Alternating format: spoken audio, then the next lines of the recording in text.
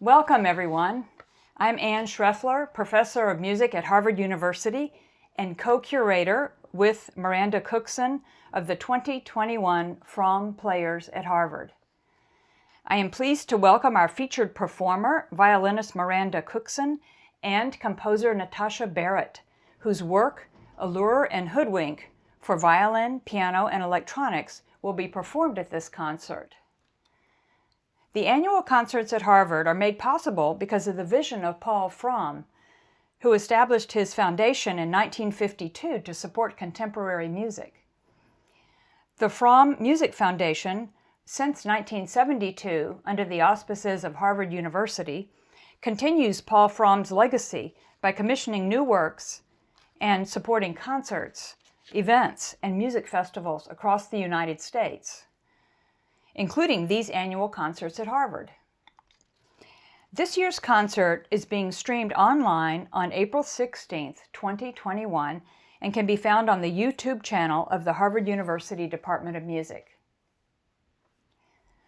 Miranda Cuckson's virtuosity and expressiveness have been celebrated by critics around the world.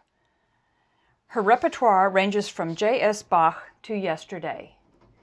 She is a path-breaking interpreter of the newest music, as well as of 20th century masterpieces by composers including Luigi Nono, Elliott Carter, and Brian Ferneyhough.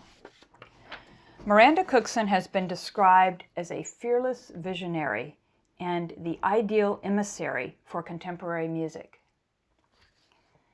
Natasha Barrett is an internationally recognized composer of electroacoustic concert music, site-specific sound walks, installations, and electronic improvisations. She was born in the UK and now lives in Norway, where she is a professor of composition at the Norwegian Academy for Music in Oslo. Natasha Barrett writes, "My inspiration comes from the immediate sounding matter of the world around us, as well as the way it behaves, the way it is generated, and by systems and the traces that those systems reveal." Welcome, Natasha and Miranda. Thanks for being with us today. Miranda, you're learning the piece now, and it's very difficult. I looked at the score, and I just wonder, what are the special challenges and rewards of learning a piece like this for violin, piano, and electronics? Well, the piece, it's interesting having a piece that's a duo with electronics. I've done a number of pieces that are just,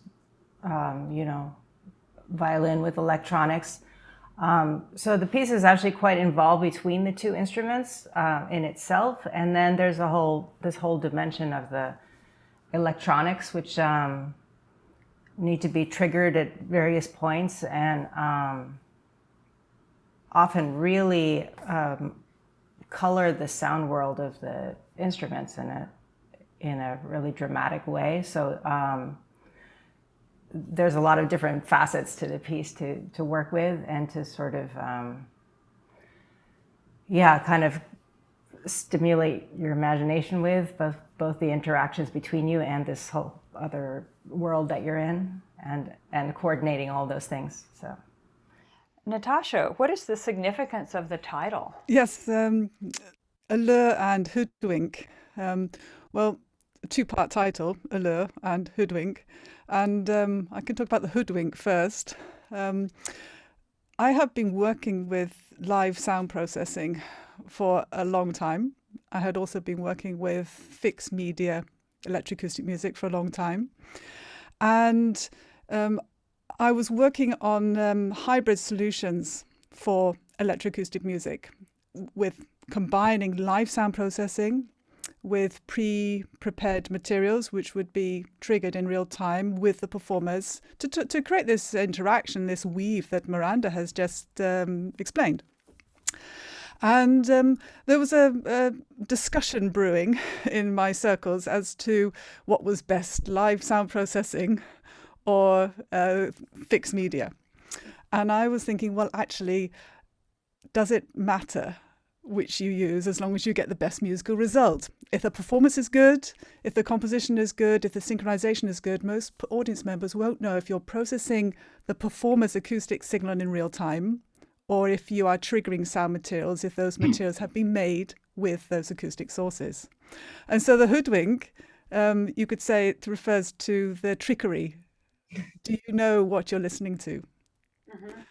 And then the allure, I wanted to make something which was beautiful as well.